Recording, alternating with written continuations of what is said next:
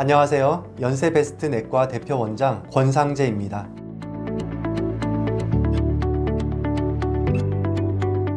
일반적으로 1차성 비만의 원인은 적정 체중 유지에 필요한 칼로리의 과잉 섭취 아니면 식사량에 비해 활동량이 적어 체중이 증가하게 됩니다. 2차적인 비만의 원인으로 유전적인 질환, 약물로 인한 부작용, 신경 내분비계 질환, 정신질환이 있습니다. 따라서 비만을 진단하기 앞서 2차적인 원인들을 감별하는 것이 중요하겠습니다. 복부 비만의 기준은 복부 둘레가 남성에서 90cm 이상, 여성에서 85cm 이상으로 정의합니다.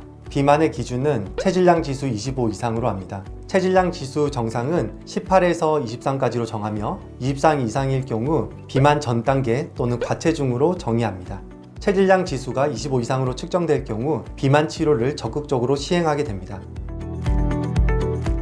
특정 부위의 비만을 치료하기는 쉽지 않습니다. 전체적인 칼로리 섭취 증가로 인해 체중 증가로 이어지게 되며 사람마다 체형에 따라 또는 잘 쓰지 않는 부위 위주로 살이 찌게 됩니다. 전반적인 식이 조절로 섭취 열량을 줄인다면 뱃살은 저절로 빠지게 됩니다. 저열량식으로 에너지 섭취를 500에서 1000kcal 정도 감량하며 이는 일주일에 0.5에서 1kg 정도의 체중 감량 효과를 기대할 수 있습니다. 또한 세부 항목에서 저탄수화물식을 시행하며 총 에너지의 40에서 45% 수준으로 탄수화물 섭취를 제한할 수 있으며 총 에너지의 25에서 30% 정도 수준으로 고단백식으로 단백질 섭취를 하여 체단백 손실을 방지할 수 있습니다. 전체적인 체중 감량을 시도하면서 지방이 축적된 부위의 근육 운동이나 스트레칭 등을 동반하는 것이 해당 부위의 비만을 치료할 수 있는 방법이 될 수 있겠습니다.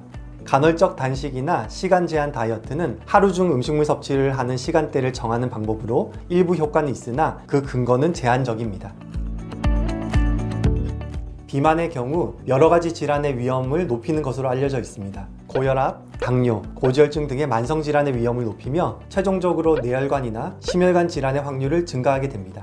지방간을 진행시켜 심할 경우 간경화의 원인이 되기도 하며 대장 용종이나 대장암의 위험을 높일 수도 있습니다. 따라서 비만 치료는 보이는 모습을 개선하기 위한 목표만이 아닌 건강한 삶을 살기 위해 필수적인 치료라고 볼 수 있겠습니다. 비만 치료는 기본적으로 종합적인 접근이 필요합니다. 의료진과 상담을 통해 우선 2차성 비만의 원인을 감별하는 것이 중요하며 2차성 원인들이 배제된다면 1차성 비만으로 생활습관을 평가하게 됩니다. 비만의 치료는 영양치료, 운동치료, 행동치료, 약물치료로 크게 나누게 되며 각각의 항목에서 달성 가능한 목표를 설정하고 정기적인 평가를 통해 진행하게 됩니다. 비만 약물치료는 크게 제니칼로 알려진 올리스텟이 있으며 삭센다로 알려져 있는 리라글루티드, 큐시미아로 알려져 있는 펜터민, 토피라메이트 계열, 콘트라브로 알려져 있는 날트렉손, 부프로피온 계열이 있습니다.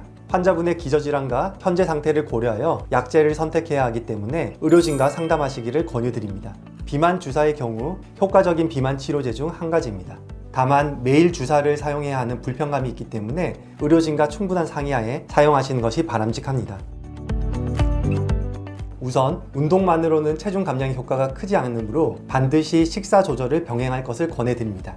운동은 주당 150분 이상, 주 3에서 5회 정도 유산소 운동을 실시하는 것이 추천됩니다. 유산소 운동 단독보다는 근육 등을 혼합하여 하는 운동이 효과적인 것으로 알려져 있습니다. 근육 운동은 대근육근을 이용하여 주 2회에서 4회 이상 시행할 경우 효과가 좋아 운동 스케줄을 이에 따라 짜시면 되겠습니다. 고강도 운동과 중강도 운동에 유의한 차이는 없기 때문에 신체 컨디션이 허용하는 범위 내에서 가볍게 시작하실 것을 권고드립니다. 이상 연세베스트 내과 대표 원장 권상재였습니다.